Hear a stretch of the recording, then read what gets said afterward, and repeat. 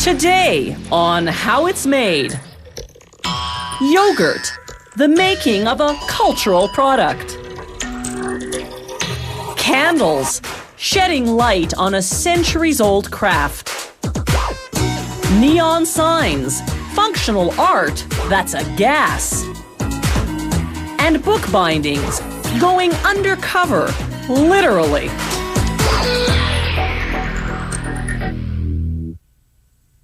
Your mother probably told you not to put anything with germs in your mouth.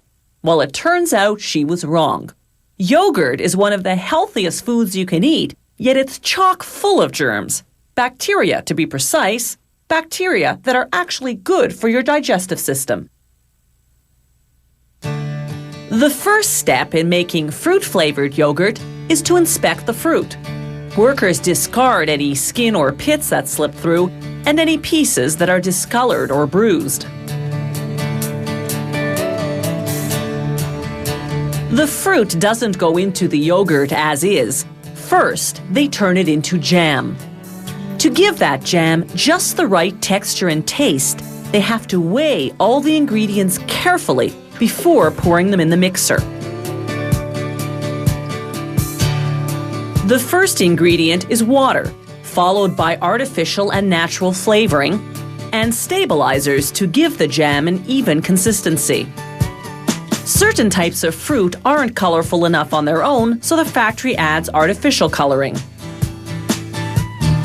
Next come two types of sugar, fructose and sucrose. The mixer heats everything to 60 degrees Celsius to help dissolve the dry ingredients. The machine pumps out and refeeds the mixture so that it blends evenly. Then more coloring, followed by the fruit, followed by another hour or so of heating and mixing. Then they heat the jam at a minimum of 80 degrees Celsius for another hour to kill off any harmful bacteria. To prepare the yogurt, they mix different powdered milk products with milk and cream. For low-fat yogurts, they use fat-free milk and skip the cream. Once they've blended the ingredients, they heat them to 80 degrees Celsius or higher for just half a minute. That's all the time that's needed to pasteurize the mixture. But while it's now bacteria-free, there's another problem. Milk and cream naturally separate because cream is lighter due to its fat content. So on to the next step, homogenization, blending the milk and cream together. The homogenizer's pistons crush the fat globules. This enables the two liquids to merge. The mixture then goes into fermentation tanks heated to 45 degrees Celsius. Workers pour in a packet of live bacteria bought from a factory that breeds bacterial cultures for the dairy industry. Fermentation takes 6 to 20 hours, depending on the style of yogurt. The factory manufactures the yogurt containers right on the packaging line, using plastic sheets and paper labels.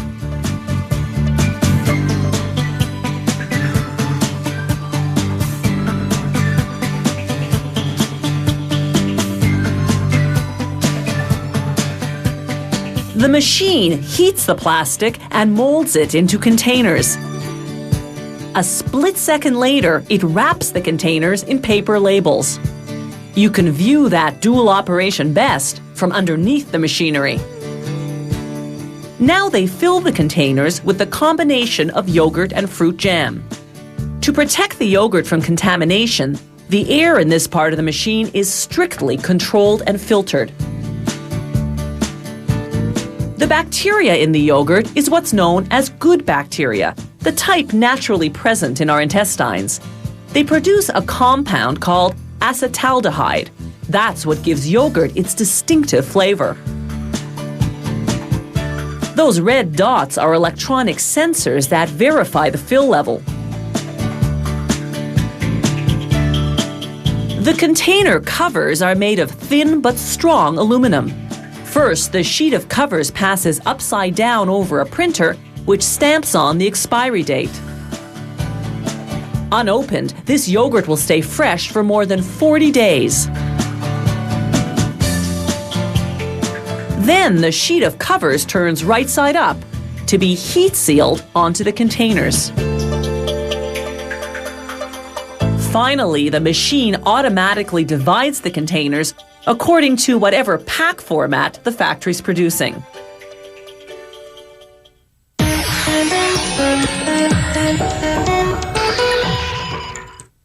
The invention of the candle can possibly be credited to the ancient Egyptians, who dipped reeds into animal fat and lit them. Today's wax candles provide romantic atmosphere, light when there's a power failure, and, when blown out, a grand finale to a rousing rendition of Happy Birthday. At the heart of every candle is a wick made from woven or twisted cotton cord. To stiffen up that limp cord, they run it through a tank of liquid paraffin, a wax derived from petroleum. The cord then passes over a cooling drum whose cold surface instantly hardens the wax coating. The now rigid cord winds onto a spool ready to be cut into wicks. There are several candle-making methods, all of which work on the simple principle that hot wax turns hard and white when it comes into contact with cold air or a cold surface. This process is called candle pressing. The hot paraffin travels from the holding tank to a set of sprinklers inside a 6-meter-high refrigerated chamber. The sprinklers shoot the wax upwards into the cold air. Like falling precipitation transforming into snowflakes, the wax droplets transform into wax flakes. They land at the base of the chamber, then travel to a hydraulic press. The press forms them into candles using pressure but no heat, and pierces a hole through the middle for the wick. The air in this part of the plant has to be less than 25 degrees Celsius, or else the flakes will melt and stick together, jamming the machine. Now the candles travel to the wicking machine, which cuts and inserts a wick into each candle.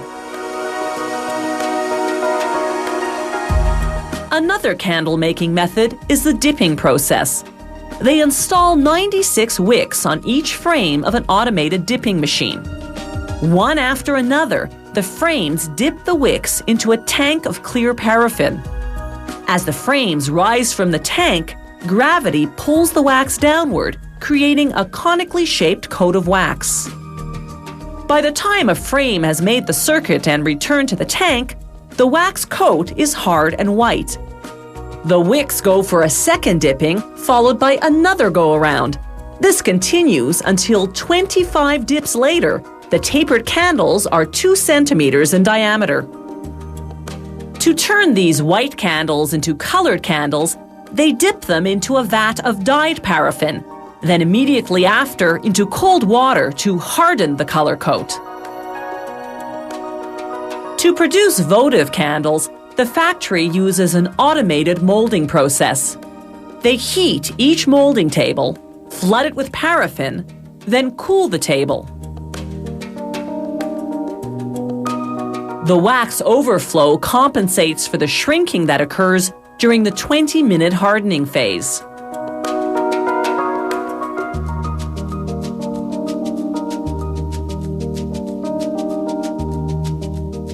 Once the wax hardens, they scrape off the excess and remelt it to use for the next batch.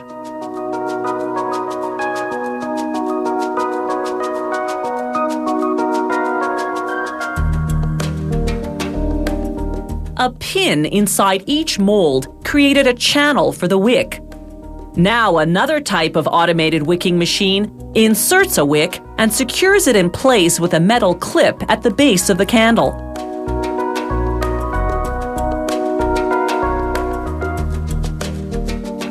They make certain specialty candles on a manually operated dipper rather than by automated machine. These altar candles are made of paraffin and 66% pure beeswax, as required by Vatican law. To create their cylindrical shape, the worker has to flip the frames after every dip to equalize the wax. It takes 90 dips to build a 76 millimeter diameter. The candles still come out slightly tapered, so they go through a heated die to adjust their shape.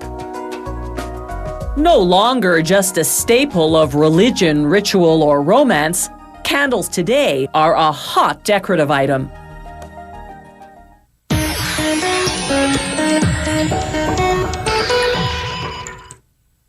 Neon signs are made of glass tubes bent into letters or shapes and filled with inert gas. When the electric current hits the electrodes in the tubes, electrons flow through the gas, making its atoms glow. The type of gas and glass determine the color of the light. In a clear glass tube, argon gas gives off blue light, while neon gas produces red light. To create vivid designs, they can parlay those two base colors into more than 80 additional colors by using glass tubes that are colored with fluorescent powders. For instance, blue glowing argon gas in a yellow tube creates a green light. To shape the tube, they use a glass blowing technique. Following a pattern drawn on a fire-resistant sheet, they mark where they have to bend the tube.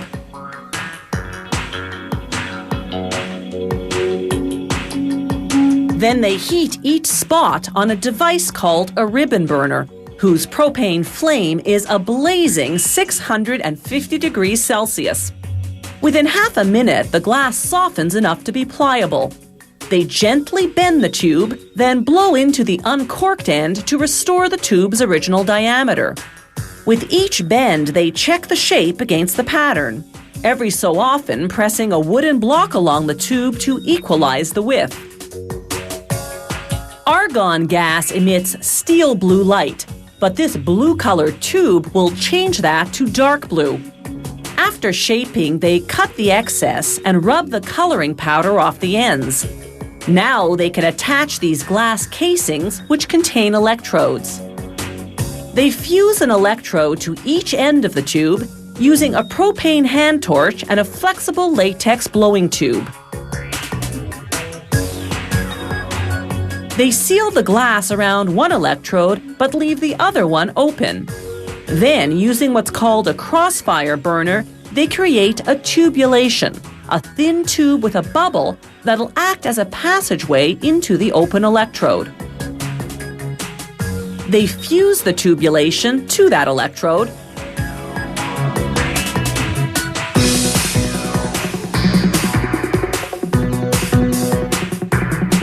then carefully inject a drop of mercury into the open end of the tubulation.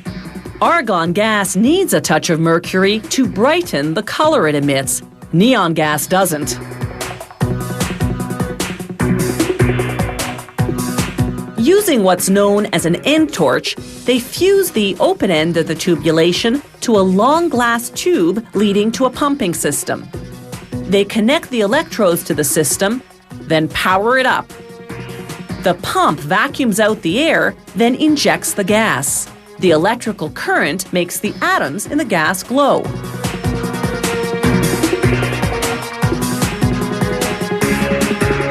To trap the gas inside the tube, they use the crossfire burner to remove the tubulation and seal off the open electrode, making sure the drop of mercury has descended into it first.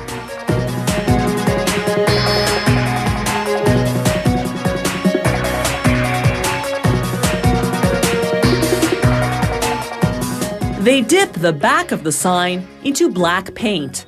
This will make the lettering or design stand out. They use a brush to spread the coat evenly and remove the excess. Next, they'll light up the sign at high voltage for a half hour.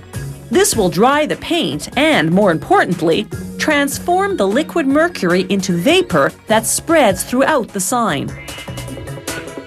Using transparent clips, they mount the sign onto a black plexiglass background to make it stand out even more.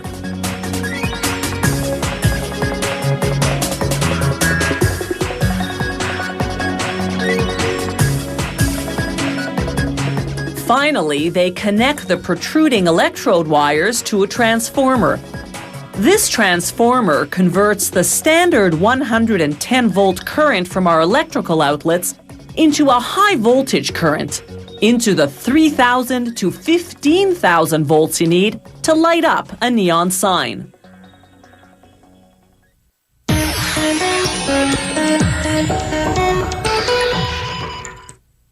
Hardcover books have bindings made of heavy paper boards covered with cloth, leather, or plastic. Softcover books have flimsier paper bindings. While bookbinding on a commercial scale is all mechanized today, you can still find craftspeople who skillfully bind books by hand.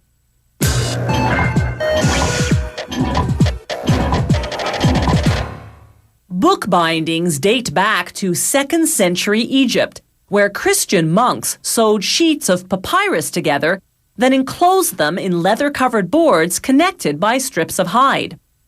Monks in medieval Europe stitched together handwritten parchments, binding them between wooden boards often covered in leather, sometimes even embellished with gold leaf and gems. The 16th century saw the arrival of cheaper printed books with simple pasteboard bindings.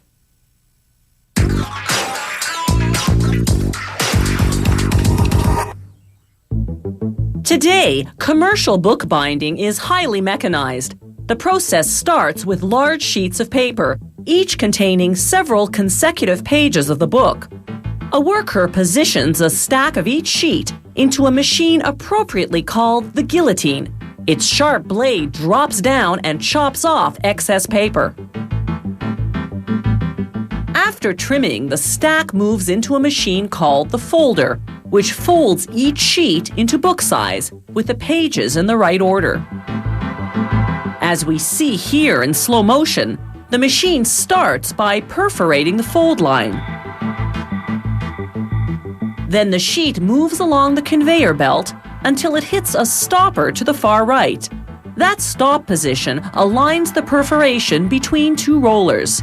Watch in slow motion how those rollers pull the page down, pressing a neat fold.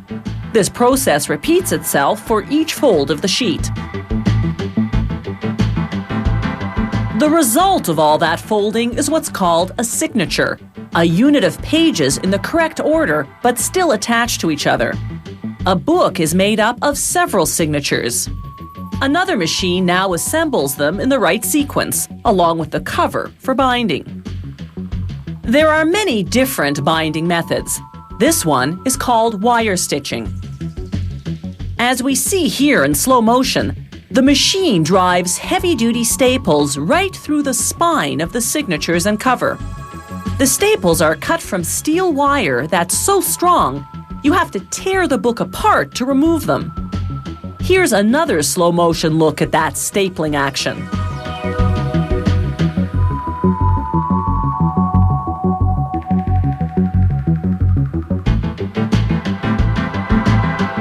This is another binding method called perfect binding. First, a scanner ensures the pages are in order. Then the covers go on. With traditional book binding, they sew these components together. In the perfect bind process, they glue them together. To do that, the machine first feeds the assembled books spine side down onto trays. The trays compress the pages. Then a saw underneath cuts off the folds, detaching the pages from each other along the spine. But that cut creates a smooth edge to which glue would have difficulty adhering, so a second saw notches the spine, creating a rough, glue-friendly surface. The notched spine now runs over rollers that coat it in hot glue.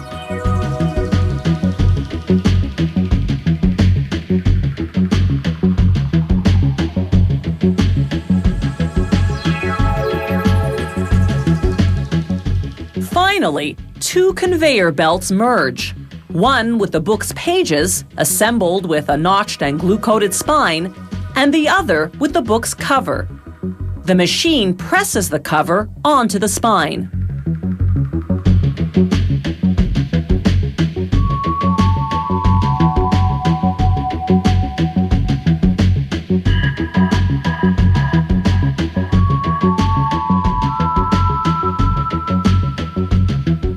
The book now travels along the conveyor belt for another 30 seconds, during which time the glue air dries. By this stage of the process, with either binding method, most pages on the unbound sides of the book are still attached by folds.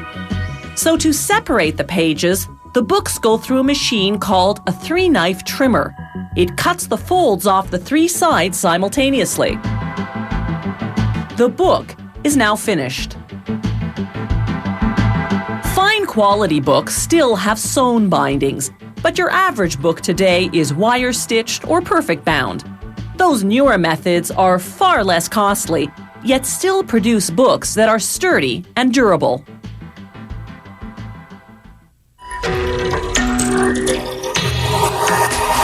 If you have any comments about the show, or if you'd like to suggest topics for future shows, drop us a line at www.howitismade.net.